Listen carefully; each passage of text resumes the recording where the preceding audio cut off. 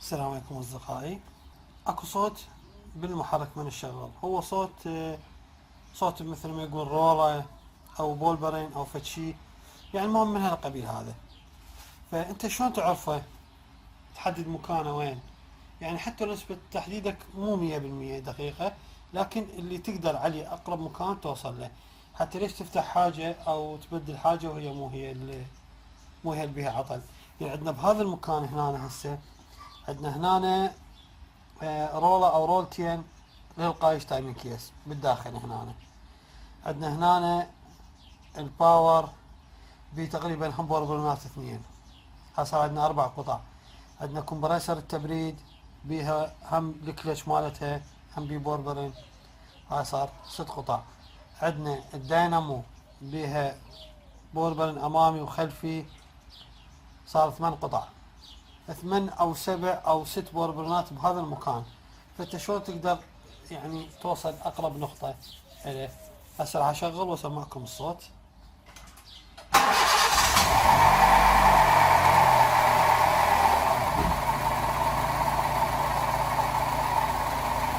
الصوت هو هذا، صوت واضح.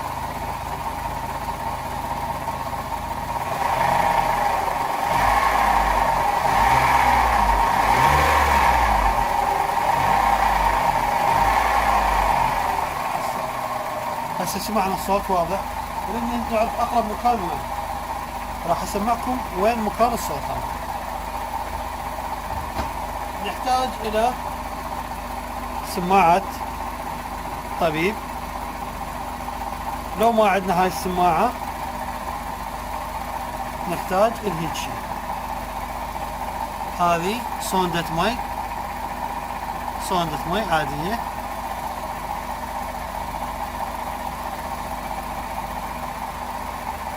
خليها بأذانك وتقربها.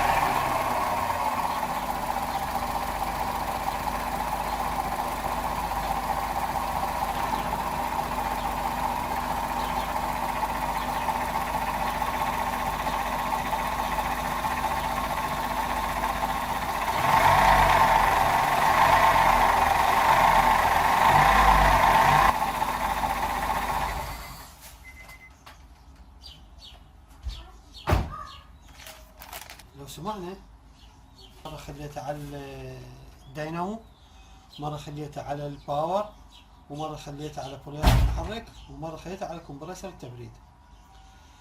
وخال الصوندة هذه، خال هذه الفتحة مالتها، الفتحة الثانية من لاقة الصوت، فحتى توصلكم الفكرة بالضبط. هسه عرفنا حددنا المكان وين. انا بالنسبة لي هسه حددته هو باور. فاذا ما بين عندنا بهالطريقة نقدر نفتح القايش فلت الباور نوقفه لان شاكين بيه هو. اذا طلع مو بيه حتى نتجه لغير مكان. هسه انا شاك بالباور، خلينا نفتح.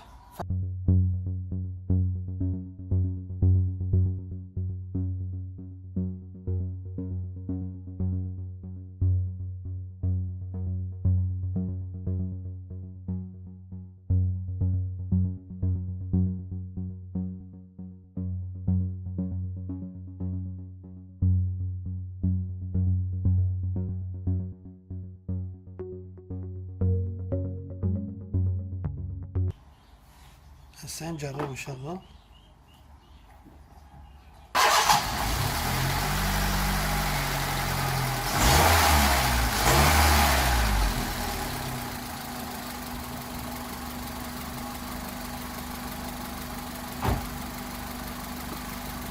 هسه شوفوا اخوان، مثل ما قلت لكم وبالضبط طلع الباور.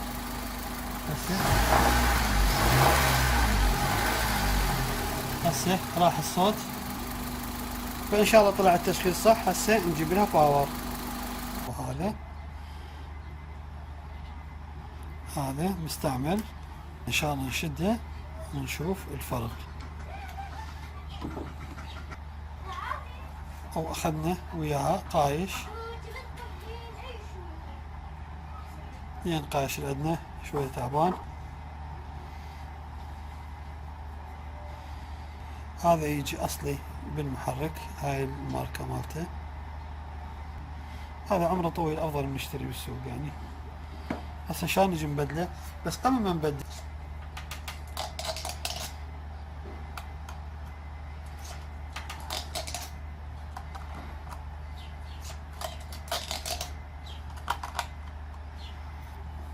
شوفوا، مستحيل اكو شيء اسمه هيك هيدروليك. فهسه شو نسوي؟ قبل ما نشد هذا الباور، هذا معناه قد ما هل كان هذا الباور فشي يقوم يحرق الهيدروليك، مكان اللون الاحمر يصبغه للاسود، فمعناه هذا حارقه للدهن. فهسه نجي قبل ما هذا لازم شو نسوي؟ لازم نبدل الدهن مالته. هذا الجوه الرايح الها، وهنا الراجع. نفصل اول شي هذه الصوندة،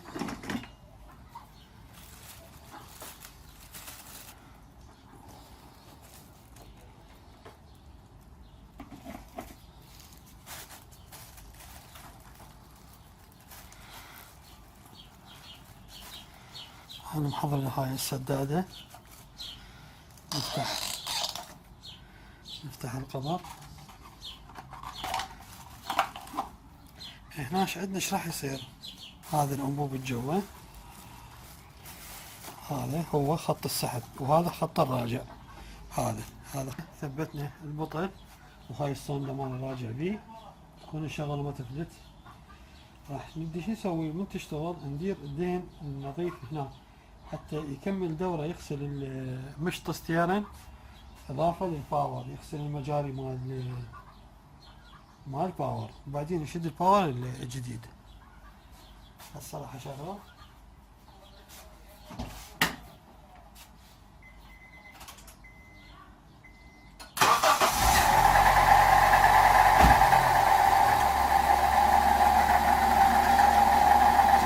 نشوف زب الباور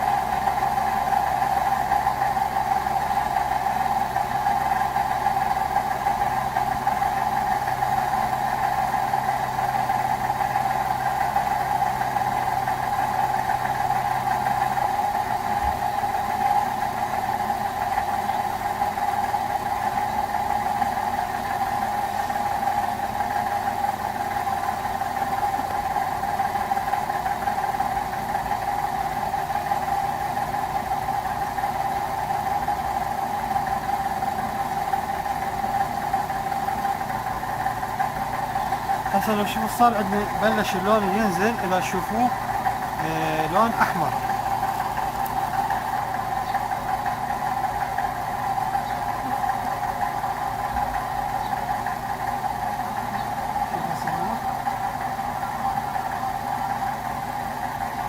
هسه احنا رسمنا المجاري مالته.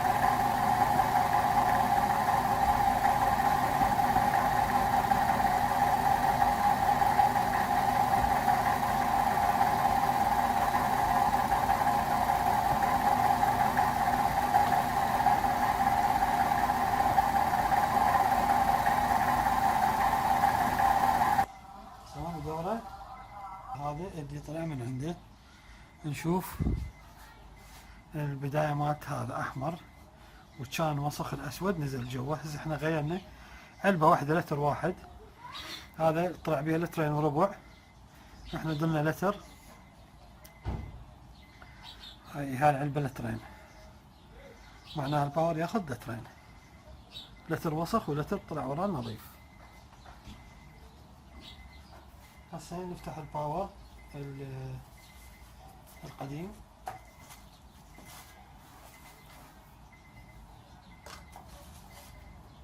بالمناسبة دهن الباور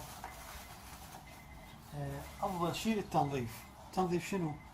مثلا لو جرب ايدك بدهن مكانات ما يطلع، مثلا بالمسامات، فدهن الباور الاحمر تقدر تخليه بايدك وتبقى تفرك بيه، تنتظر الى فترة بسيطة يعني فد دقيقتين، كون ما عندك حساسية. يعني انا اخاف ناس عندها حساسية بايديها، فورا ما تكمل اغسل ايدك من عنده وراح تشوف النظافة مال الايد، يعني يدخل مسامات ينظف المسامات.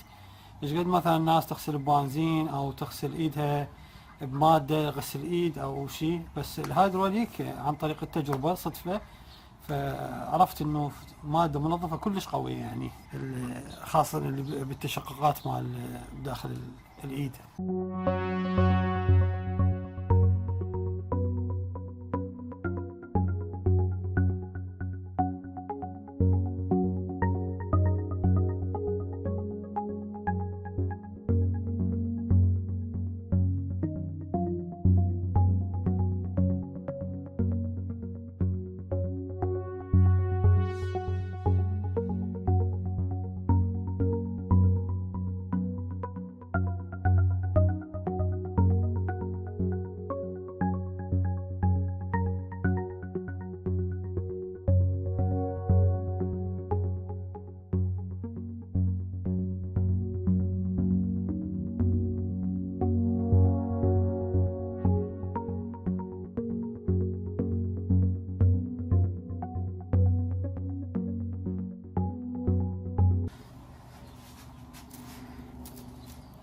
هسه نجي نفتح عندنا هاي الصوندة،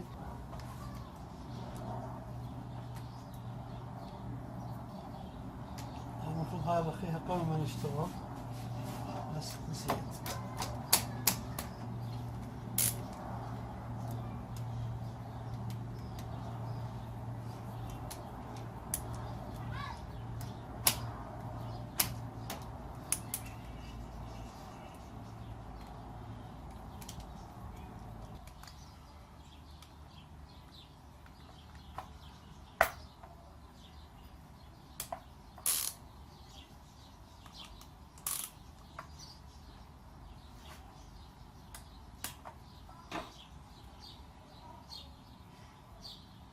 هنا هسه نشوف داخله اكو اويل رينج لاستيك، هذا مهم، مرات يصير نضوح من عنده.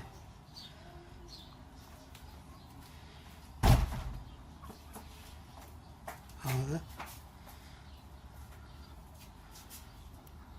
الاويل رينج مرات يصير نضوح من عنده. شوف هنا بين عندنا نظافة الباور، هذا الداخل مالته. نفتح هذا،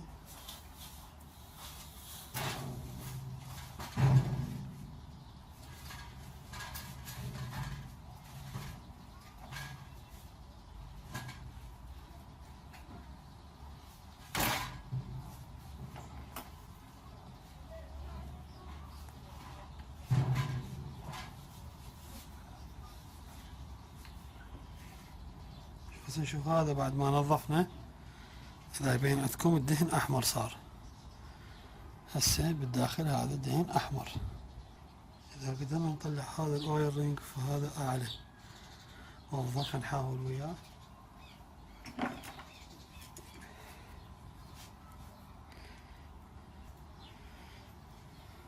طلع هذا، ما نحاول نخلي اكبر منه او اصغر منه، نفسه. نشوف القديم اللي عندنا، يا يابس. نشوف هذا يابس، نحول عليه هذا، نزله قاعد بالباور.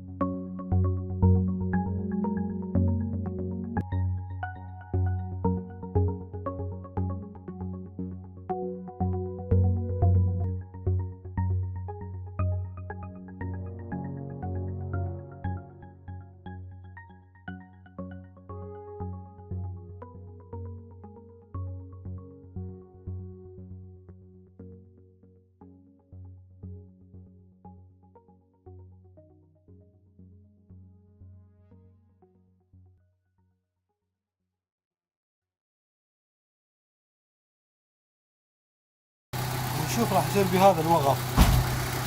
فاحنا الى ان ينتهي الوقف معناها انتهى شغلنا.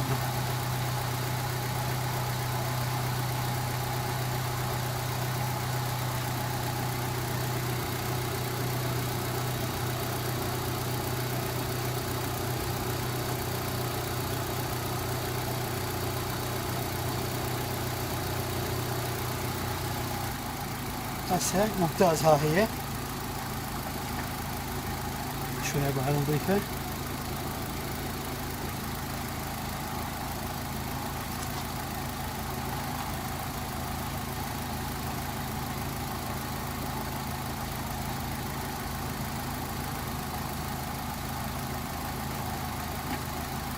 هسه لو نشوف راح الصوت اللي كان بالسيارة.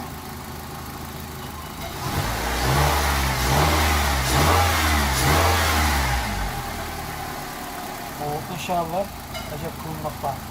تحياتي لكم، مع السلامة.